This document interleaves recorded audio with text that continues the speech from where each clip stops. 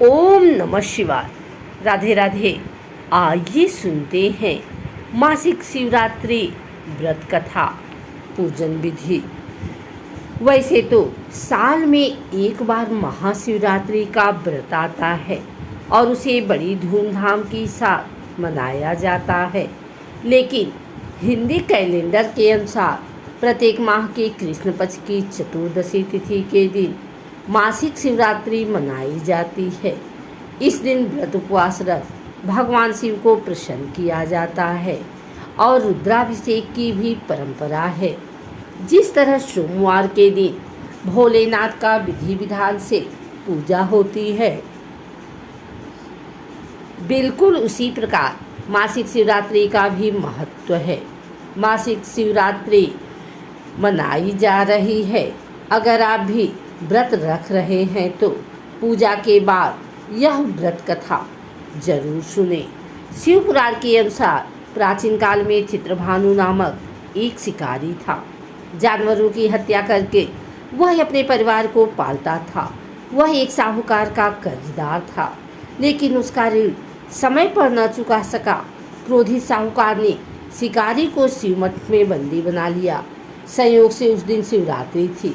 साहूकार के घर पूजा हो रही थी तो शिकारी ध्यान मग्न होकर शिव संबंधी धार्मिक बातें सुनता रहा। चतुर्दशी को उसने शिवरात्रि व्रत की कथा भी सुनी। शाम होते ही साहूकार ने उसे अपने पास बुलाया और ऋण चुकाने के विषय में बात की। शिकारी अगले दिन सारा ऋण लौटा देने का वचन देकर बंधन से छूट गया। अपनी दिनचर्या की भांति वह जंगल में शिकार के लिए निकला, लेकिन दिन भर बंदी गृह में रहने के कारण भूख प्यास से व्याकुल था। शिकार खोजता हुआ वह बहुत दूर निकल गया। जब अंधेरा हो गया तो उसने विचार किया कि रात जंगल में ही बितानी पड़ेगी। वह वन एक तालाब के किनारे एक बेल के पेड़ पर चढ़कर रात बीतने का इंतजार करने लगा। बेल वृक्ष के नीचे शिवलिंग था जो बेलपत्रों से ढका हुआ था। शिकारी को उसका पता न चला। पड़ाव बनाते समय उसने जो टहनियाँ तोड़ी वे संयोग से शिवलिंग पर गिरती चली गई। इस प्रकार दिन भर भूखे प्यासे शिकारी का व्रत भी हो गया और शिवलिंग पर बेलपत्र भी चढ़ गए। एक पहर रात्रि बीत जाने पर एक गर्भणी हिरनी तालाब पर पानी पीने पहुंची। शिकारी ने धनुष पर तीर चढ़ाकर ज्यों ही प्रत्यंचा खींची।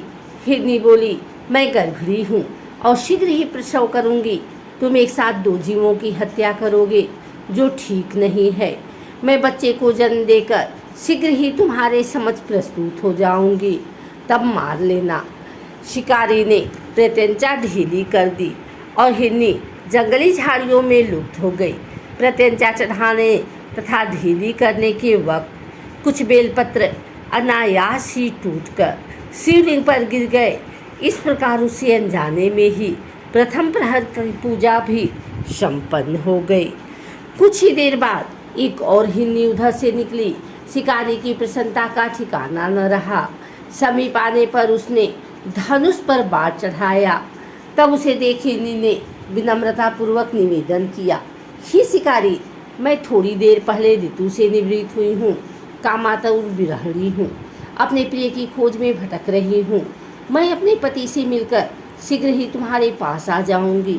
शिकारी ने उसे भी जाने दिया। 2 बार शिकार को खोकर उसका माथा ठनका। वह चिंता में पड़ गया। रात्रि का आखिरी पहर बीत रहा था। इस बार भी धनुष से लगकर कुछ बेलपत्र शिवलिंग पर जा गिरे तथा दूसरे प्रहर का पूजन भी संपन्न हो गए। तभी एक अन्य हिरनी अपने बच्चे के साथ उधर से निकली। शिकारी के लिए यह स्वर्णिम अवसर था। उसने धनुष पर तीर चढ़ाने में देर नहीं लगाई।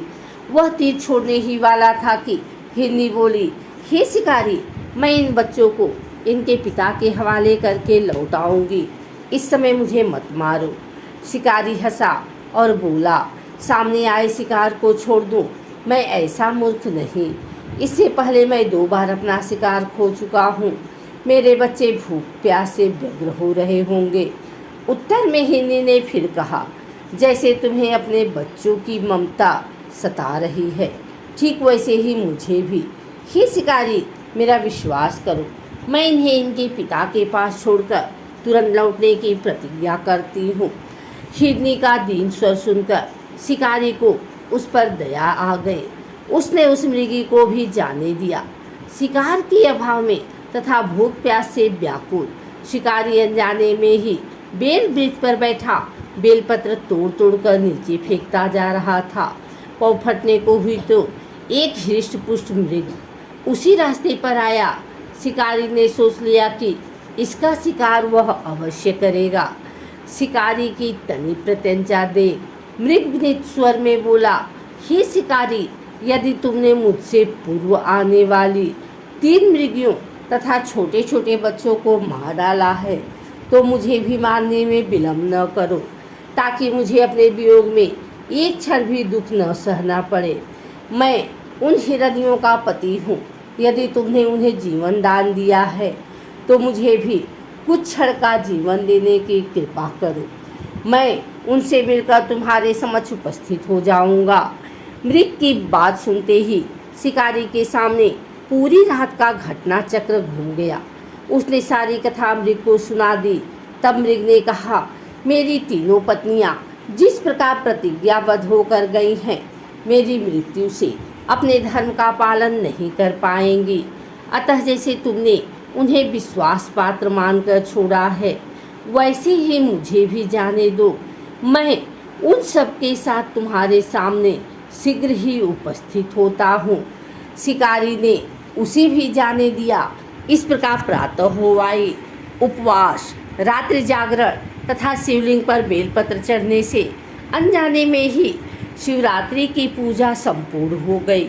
वह अनजाने में ही की हुई पूजन का परिणाम उसे तत्काल मिला। शिकारी का हिंसक हृदय निर्मल हो गया। उसने भगवत भक्ति का वास हो गया। थोड़ी ही देर बाद वह मृग सपरिवार शिकारी के समक्ष उपस्थित हो गया ताकि वह उनका शिकार कर सके।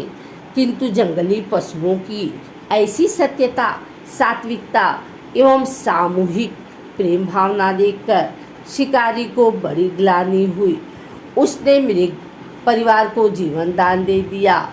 अनजाने में शिवरात्रि के व्रत का पालन करने पर शिकारी को मोक्ष की प्राप्ति हुई।